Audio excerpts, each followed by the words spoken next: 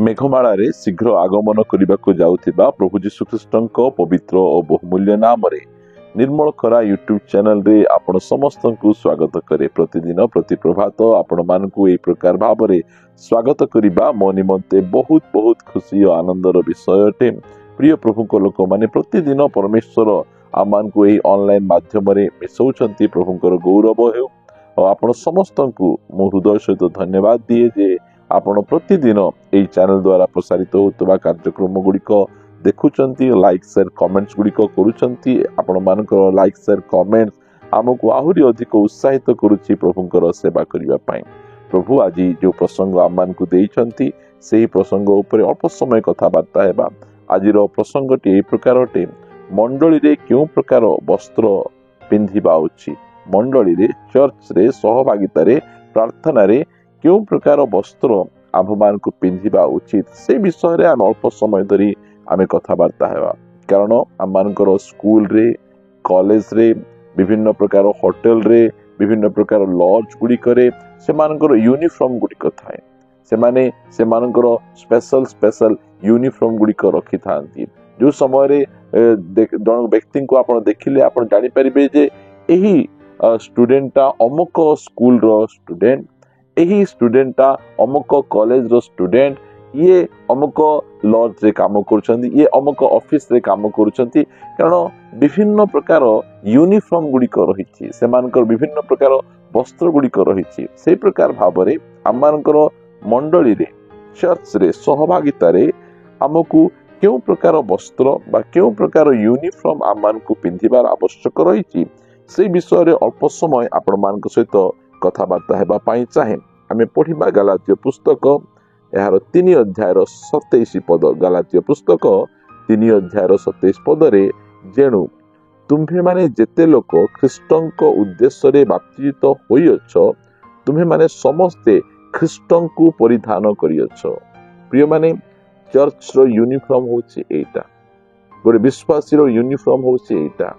जे बाप्तिस्म ग्रहण करी मंडली सहित संयुक्त होइचंती सेमानकर यूनिफॉर्म, सेमानक पोशाक, सेमानक वस्त्र होछि ख्रीष्टଙ୍କୁ सेमाने परिधान करिअछंती।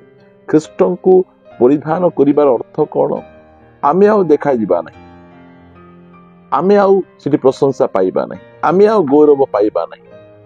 सब गौरव सब प्रशंसा परमेश्वरଙ୍କର, ख्रीष्टଙ୍କର आम निजको आम लुचेई देबा, निजको आमे संपूर्ण भाव लुचेई देबा। जो समय आमे देखुछु जिसाय पुस्तक 6 अध्याय रे सेठी सराफ माने अछंती, सेमानकर 6टा पक्ष रहिछि। सेमाने गोटिए पक्ष रे पाद को आच्छादन करूछंती, गोटिए पक्ष रे मुह को आच्छादन करूछंती, आ दुईटी पक्ष रे सेमाने उडुछंती। प्रिय माने आमे ख्रीष्टन को परिधान करिबा। आमे गीत गाइले आमे देखा न जाऊ, आमे वाक्य प्रचार कले आमे देखा न जाऊ, आमे सेवा कले आमे देखा न जाऊ। प्रति क्षेत्र रे ख्रीष्टन को आमे देखेबार छी, ख्रीष्ट आम मध्य रे देखा जाऊ। जो समय आमे कथा कहूचु, जो समय आमे गीत गाउचु, जो समय आमे व्यवहार करूचु, जो समय आमे दान दउचु, मंडली पई आमे जहा भी कले केवल केवल ख्रीष्ट देखा जातु। प्रिय प्रभु को लोक माने परमेश्वर आमको एही प्रकार पोशाक आमान को देइछंती। आमर पोशाक एही प्रकार अटे। कारण अनेक मंडली गुड़िक से माने कहती नाई तुम समस्ते धड़ा पोशाक पिंधिब, बहुत भल, मु मध्य धड़ा पोशाक को बहुत पसंद करे। से धड़ा पोशाक पिंधिले मते बहुत भल लागे, कंफर्टेबल फील हुए। मात्र आमे धड़ा पोशाक पिंधि आमे निजको आमे देखे होतिबा, धड़ा पोशाक पिंधि आमे निजर गुण चरित्र को देखे निजे प्रशंसा पाउतिबा, यह उचित नुहे। धड़ा पोशाक पिंधंतु, आपणकर चर्च रे किछि यूनिफॉर्म करिसंती ताहा आपणकर। मात्र मु कहिबा पाई चाहे जे बाइबल आमान को शिक्षा दिए जेते जण बाप्तिजित हेइछु, बाप्तिस्म न हेबा कथा कुआ जाउ नै, जो माने बाप्तिजित आमे हेइछु आमाने समस्ते ख्रीष्टन को आमे परिधान करिछु। यार अर्थ कोन? जे आमे आउ देखा जिबु नै, परमेश्वर देखा जिबे। आमे निजको आमे लुचेई देबा, आमे भीतर रहि जिबा, परमेश्वर बाहर देखा जांतु। ओ केते बढ़िया, यीशु ख्रीष्ट बाहर देखा जांतु। एइटा होची हमर वस्त्र यूनिफॉर्म। प्रिय माने कहिबा पाई चाहे एई यूनिफॉर्म जो चर्च रो सदस्य माने ସେମାନେ ପରିଧାନ କରନ୍ତି ସେଟା ଗୋଟେ ଆତ୍ମିକ ଚର୍ଚ୍ଚ, ସେଟା ଗୋଟେ ସ୍ପିରିଚୁଆଲ ଚର୍ଚ୍ଚ ଅଟେ। ଆଉ ସେହି ପ୍ରକାର ଚର୍ଚ୍ଚ ଆମମାନେ ହେବା ପରମେଶ୍ୱର ଏହା ଚାହାନ୍ତି। ସେଥିପାଇଁ ଆମମାନେ ଖ୍ରୀଷ୍ଟଙ୍କୁ ଆମେ ପରିଧାନ କରିବା। ଆମମାନଙ୍କର କୌଣସି ବିଷୟରେ ଆମେ ଦେଖା ନ ଯାଇ ଖ୍ରୀଷ୍ଟ ଆମମାନଙ୍କ ମଧ୍ୟରେ ଦେଖାଯିବାର ଅଛି। ପ୍ରଥମ ପିତର 5 ଅଧ୍ୟାୟ 5 ପଦ ପଢିବା, ସେହିପରି ହେ ଯୁବକମାନେ ତୁମ୍ଭେମାନେ ପ୍ରାଚୀନ ମାନଙ୍କର ବଶୀଭୂତ ହୁଅ, ସମସ୍ତେ, କେବଳ ଯୁବା ଯୁବତୀ ନାହିଁ, ସମସ୍ତେ ପରସ୍ପର ପ୍ରତି ନମ୍ରତା ରୂପ ବସ୍ତ୍ର ପରିଧାନ କର। ଏଇଟା ହଉଛି ଆମର ବସ୍ତ୍ର। ଆମର ବସ୍ତ୍ର କଣ? ଗର୍ବୀ ବସ୍ତ୍ର ନୁହେଁ, ଆମର ବସ୍ତ୍ର ଅହଙ୍କାରୀ ବସ୍ତ୍ର ନୁହେଁ, ଆମମାନଙ୍କର ବସ୍ତ୍ର ନମ୍ରତା ରୂପ ବସ୍ତ୍ର। ପ୍ରିୟ ପ୍ରଭୁଙ୍କ ଲୋକମାନେ, ଏହି ପ୍ରକାର ବସ୍ତ୍ର କେଉଁ ସ୍ଥାନରେ ମିଳେ? ଏହି ପ୍ରକାର ବସ୍ତ୍ର ପ୍ରଭୁ ଯୀଶୁ ଖ୍ରୀଷ୍ଟ ଦିଅନ୍ତି। ସେ କହିଲେ, ହେ ପରିଶ୍ରାନ୍ତ ଓ ଭାରଗ୍ରସ୍ତ ଲୋକ ସମସ୍ତେ ମୋ ନିକଟରୁ ଆସ, ଆଉ ମୋ ନିକଟରୁ ଶିଖ, ମୁଁ ମୃଦୁଶୀଳ, ମୁଁ ନମ୍ର ଚିତ୍ତ। ଏଇଟା ପ୍ରଭୁ ଯୀଶୁ ଖ୍ରୀଷ୍ଟ, ସେ ନମ୍ର ବ୍ୟକ୍ତି। ପରମେଶ୍ୱର ଆମକୁ କହୁଛନ୍ତି ଏଇ ବସ୍ତ୍ର ପରିଧାନ କର, ନମ୍ର ହେଇ ଚର୍ଚ୍ଚରେ ରହିବା। ଆମେ ପ୍ରଭୁ ଯୀଶୁ ଖ୍ରୀଷ୍ଟ ଯେଉଁ ପ୍ରକାର ଭାବରେ ଆପଣଙ୍କୁ ନମ୍ର କଲେ ଲେଖାଯାଏ, ସେ ଈଶ୍ୱର ରୂପୀ ହେଲେ ମଧ୍ୟ ଈଶ୍ୱରଙ୍କ ସହିତ ସମାନ ହୋଇ ରହିବା ନିଜ ନିମନ୍ତେ ଧରି ରଖିଲେ ନାହିଁ। ମନୁଷ୍ୟ ଭାବରେ ଦେଖାଯାଇ ସେ ଆପଣାକୁ ଶୂନ୍ୟ କଲେ, କୃଷିୟ ମୃତ୍ୟୁ ପର୍ଯ୍ୟନ୍ତ ସେ ଆପଣାକୁ নত କଲେ। ପ୍ରିୟମାନେ, ପ୍ରଭୁ ଯୀଶୁ ଖ୍ରୀଷ୍ଟଙ୍କର ସେହି ନମ୍ରତା ଆମ ସମସ୍ତଙ୍କ ପାଇଁ ଗୋଟେ ଉଦାହରଣ ଅଟେ।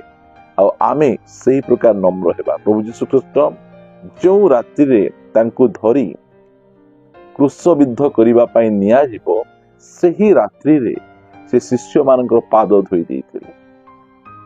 3 ବର୍ଷ 6 ମାସ ଶିଷ୍ୟମାନଙ୍କ ସହିତ ରହି ସେମାନଙ୍କୁ ସେବା ଶିଖେଇଲେ, ସେମାନଙ୍କୁ ଅନେକ ଆଶ୍ଚର୍ଯ୍ୟ କର୍ମ ଦେଖେଇଲେ। ଆଉ ଦେଖେଇଲା ପରେ ପ୍ରଭୁ ଯୀଶୁ ଖ୍ରୀଷ୍ଟ କହିଥାନ୍ତେ ଯେ ମୁଁ ଏବେ ମୃତ୍ୟୁବରଣ କରିବା ପାଇଁ ଯାଉଛି, ଆପଣମାନେ ସମସ୍ତେ ମିଶି ମୋର ଟିକେ ସେବା କର, ମୋତେ ଟିକେ ସେବା ଆବଶ୍ୟକ ରହୁଛି। ସେ ସେବା ଲଢିଲେ ନାହିଁ, ମାତ୍ର ସେ ଶିଷ୍ୟମାନଙ୍କର ପାଦ ଧୋଇଦେଲେ। ଆଜି ଯାଏଁ କିଏ ଏହି ପ୍ରକାର ନମ୍ରତା ଦେଖେଇ ନାହାନ୍ତି। ପ୍ରିୟମାନେ, ଏହା ହଉଛି ନମ୍ରତା ରୂପ ବସ୍ତ୍ର ପରିଧାନ କରିବା ଅଛି। ଚର୍ଚ୍ଚରେ ଯଦି ଆପଣଙ୍କ ବିରୁଦ୍ଧରେ କିଏ କହିଦେଲେ, ପାଳକ ବାକ୍ୟ ଦଉ ଆପଣଙ୍କୁ ପାଳକଙ୍କର ବାକ୍ୟ ବାଧିଗଲା, ଆପଣଙ୍କର ପୁଅ ଝିଅ ଯୋଉ ସମୟରେ କିଛି ଗୀତ ପାଇଁ ପ୍ରସ୍ତୁତ ହେଇଥିବେ ଆଉ ଆପଣଙ୍କ ପୁଅ ଝିଅକୁ ସୁଯୋଗ ଦିଆଯିବ ନାହିଁ, ଲୋକମାନେ ଫାୟାର ହେଇଯାଆନ୍ତି। ମୋ ପୁଅ ଶିଖିଥିଲା, ମୋ ଝିଅ ଶିଖିଥିଲା, ମାତ୍ର ମତେ ସୁଯୋଗ ଦେଲେ ନାହିଁ, ତାଙ୍କୁ ସୁଯୋଗ ଦେଲେ। ପ୍ରିୟମାନେ, କୋଉ ପ୍ରକାର ବସ୍ତ୍ର ଆମେ ପିନ୍ଧୁଛୁ? ଆମେ କେଉଁ ପ୍ରକାର ବସ୍ତ୍ର ଆମେ ପରିଧାନ କରୁଛୁ? ଆମେ କଷ୍ଟଲି ବ୍ରାଣ୍ଡେଡ ପୋଷାକ ଗୁଡ଼ିକ ଆମେ କିଣୁଅଛୁ ମାର୍କେଟରୁ, ମାତ୍ର ନମ୍ରତା ରୂପ ବସ୍ତ୍ର ନାହିଁ। ପ୍ରିୟ ପ୍ରଭୁଙ୍କ ଲୋକମାନେ, ପରମେଶ୍ୱର ଆମକୁ କହୁଛନ୍ତି ଖ୍ରୀଷ୍ଟଙ୍କୁ ପରିଧାନ କର, ନମ୍ରତା ରୂପ ବସ୍ତ୍ର ତୁମେ ପିନ୍ଧ। ଏହି ବସ୍ତ୍ର ପରମେଶ୍ୱର ଆମକୁ ଦିଅନ୍ତି। ପ୍ରିୟ ପ୍ରଭୁଙ୍କ ଲୋକମାନେ, ପରମେଶ୍ୱର ଯୋଉ ବସ୍ତ୍ର ଗୁଡ଼ିକ ଆମମାନଙ୍କୁ ପରିଧାନ କରିବା ପାଇଁ ଦିଅନ୍ତି, ତାହା ବହୁତ କଷ୍ଟଲି ବସ୍ତ୍ର। ସେହି ବସ୍ତ୍ର ଆମେ ସବୁ ସମୟରେ ପିନ୍ଧି ରହିବା ଆମମାନଙ୍କ ନିମନ୍ତେ ଉଚିତ। କଲସ୍ୟ ପୁସ୍ତକ 3 ଅଧ୍ୟାୟର 12 ପଦରେ, ଅତଏବ ଈଶ୍ୱରଙ୍କ ମନୋନୀତ ସାଧୁ ଓ ପ୍ରିୟ ଲୋକ ହୋଇ କୋମଳ ହୃଦୟ, ଦୟା, ନମ୍ରତା, ମୃଦୁତା ଓ ଦୀର୍ଘ ସହିଷ୍ଣୁତା ପରିଧାନ କର। ଏସବୁ ପିନ୍ଧନ୍ତୁ। କୋଉଟା ପିନ୍ଧିବା? ଆମେ ଦୟା ପିନ୍ଧିବା, କୋମଳ ହୃଦୟ ପିନ୍ଧିବା, ନମ୍ରତା ପିନ୍ଧିବା, ମୃଦୁତା ପିନ୍ଧିବା, ଦୀର୍ଘ ସହିଷ୍ଣୁତା ପିନ୍ଧିବା। ପ୍ରିୟମାନେ, ଏତେ ସୁନ୍ଦର ବସ୍ତ୍ର, ଏଇଟା ହଉଛି ମଣ୍ଡଳୀର ଆତ୍ମିକ ବସ୍ତ୍ର। ଆଉ ଏହି ପ୍ରକାର ବସ୍ତ୍ର ଯଦି ଆମେ ପରିଧାନ କରିବା, ତାହେଲେ ଆମେ ଉଲଙ୍ଗ ଦେଖାଯିବା ନାହିଁ। ଆମେ ଏହି ପ୍ରକାର ବସ୍ତ୍ର ପରମେଶ୍ୱର ସେ ଆମମାନଙ୍କୁ ସେ ଦେଉଅଛନ୍ତି।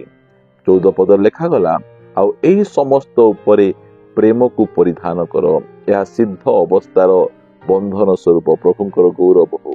ଆମେ ନମ୍ରତାର ବସ୍ତ୍ର, ପ୍ରେମର ବସ୍ତ୍ର, ଖ୍ରୀଷ୍ଟଙ୍କୁ ବସ୍ତ୍ର ରୂପେ ଯଦି ଆମେ ପରିଧାନ କରିବା, ଆମ ପରିବାର ସ୍ୱର୍ଗ ପରି ହେବ, ଆମର ମଣ୍ଡଳୀ ସ୍ୱର୍ଗ ପରି ହେବ, ଆମ ସମାଜ ସ୍ୱର୍ଗ ପରି ହେବ। ଆମ ଭିତରେ ଦଳଭେଦ, ମତଭେଦ, ଆମ ଭିତରେ ଝଗଡା, ଈର୍ଷା ଏସବୁ ଯାକ ରହିବ ନାହିଁ।